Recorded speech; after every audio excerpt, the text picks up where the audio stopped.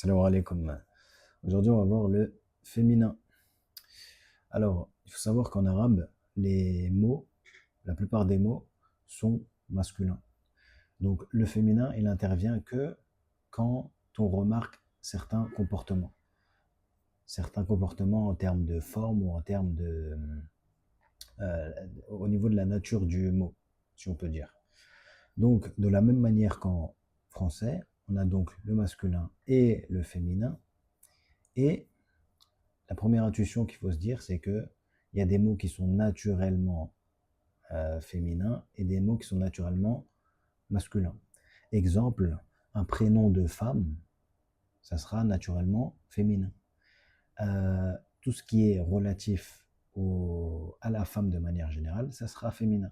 Par exemple, qui veut dire la mère, ça c'est un mot féminin. Donc ça c'est une intuition, mais ça n'est pas une règle parfaite. Ok, c'est uniquement pour certains mots. Donc, la question qu'on peut se poser, c'est comment on fait pour reconnaître un mot féminin? Alors pour ça, c'est très simple. On a un signe clé qui est le ta marbuta, le ta marbuta qu'on trouve à la fin de certains mots. Donc, petit exemple, vous connaissez tous le mot muslim, qui veut dire musulman.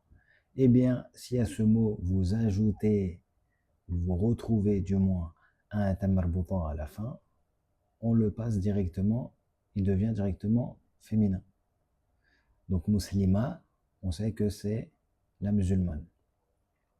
C'est pas une règle absolue, mais en général, quand un terme a un ta marbuta, c'est qu'il est féminin. Donc c'est ce que je vous ai mis ici. On a un terme, on ajoute le ta et on le transforme au féminin. Est-ce qu'il y a des exceptions? Oui, évidemment, il y a quelques exceptions. Il y a des termes qui, malgré qu'il n'ait pas de ta marbuta, donc il n'y a rien ici, ils sont quand même féminins. Donc je vous les mets parce qu'ils apparaissent dans le Coran. Il y en a d'autres évidemment. Là, je vous en ai mis que deux. Donc on a le feu, le ciel, an-nar wa as-sama. Vous avez aussi ash-shams, donc le soleil qui se dit le soleil, qui est masculin en français, mais qui est féminin en arabe. Et donc ce sont des cas particuliers de féminin sans tamarbutan. Et il y a d'autres exceptions aussi, comme je l'ai dit tout à l'heure, on a certains prénoms comme Hamza qui terminent par un tamarbuta, mais comme ce sont des prénoms masculins, eh bien évidemment ils sont masculins.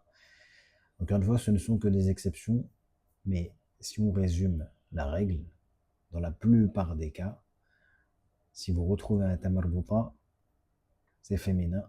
Sinon, la plupart du temps, c'est mudhakkar, donc c'est masculin.